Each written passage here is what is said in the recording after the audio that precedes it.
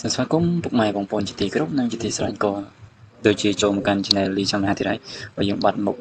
bị bệnh ngày ấy để những bạn tranh video vậy anh ấy khi xong tranh video về phone cho muốn cái vừa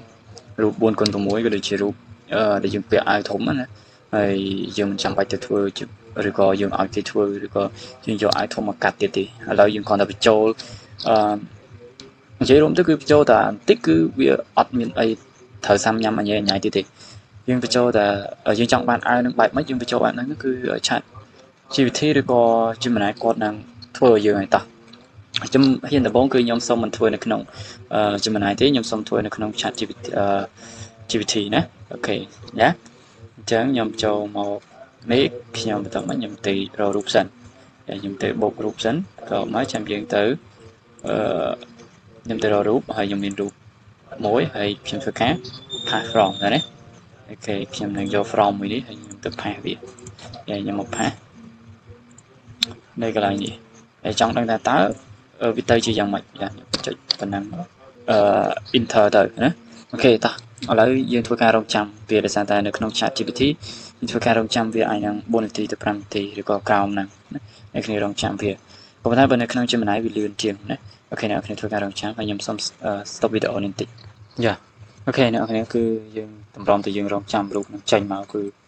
បានរូបបែបនេះយ៉ានៅក្នុង chat GPT អូខេអញ្ចឹងកុំឲ្យខាតពេលវេលាយូរខ្ញុំនាំអ្នកគ្នាទៅធ្វើនៅក្នុង Gemini វិញព្រោះ Gemini វាលឿនហើយហ្នឹង perfect ជាងអូខេតោះអញ្ចឹងយើងចូលមកគឺដំបូងគឺខ្ញុំធ្វើឲ្យឬវាមានរូបបែបហ្នឹងអញ្ចឹងអ្នកគ្នាគ្រាន់តែpass from របស់យើងហើយបន្តមកអ្នកគ្នា upload រូបភាពរបស់យើងហើយរូបភាពរបស់ខ្ញុំគឺខ្ញុំដាក់រូបភាពដដែលដូចនៅក្នុង chat GPT ដែរយ៉ាតែពេលមកបានបែបហ្នឹងគឺខ្ញុំចាប់ផ្ដើម submit ទៅតែម្ដងអញ្ចឹងអ្នកគ្នាធ្វើការរកចាំវាបន្តិចអូខេនេះអ្នកគ្នាយើងទទួលបានរូបបែបនេះណារូបបែបនេះអូខេបន្តមកទៀតខ្ញុំចង់បាន i ទៅជា i self ដែរណាចង់បាន i ទៅជា i concept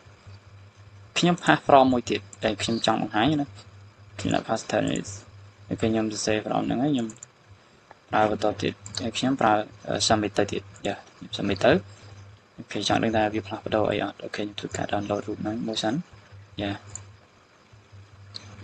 អូខេយើងធ្វើការរងចាំវាកំពុងតែ generate ឲ្យយើងហើយអូខេវាអត់យូរដូចនៅក្នុង chat GPT ទេព្រោះ chat GPT វាចេញមកគឺរូបយើងច្បាស់ហើយនឹងស្តៀងរូបយើងក៏ដូចជាដូចរូបយើងតែម្ដងនេះមើលបាននៅក្នុងរូបហ្នឹងឃើញយ៉ាអញ្ចឹងមុខយើងមិនគឺចេញមកអញ្ចឹងហើយតែវាខុសគ្នាតិចតួចក៏វាមិនអីអូខេយើងធ្វើការរងចាំវាវីដេអូនេះវាអាចនឹងយូរព្រោះខ្ញុំអត់បាន stop វីដេអូខ្លះនេះហើយ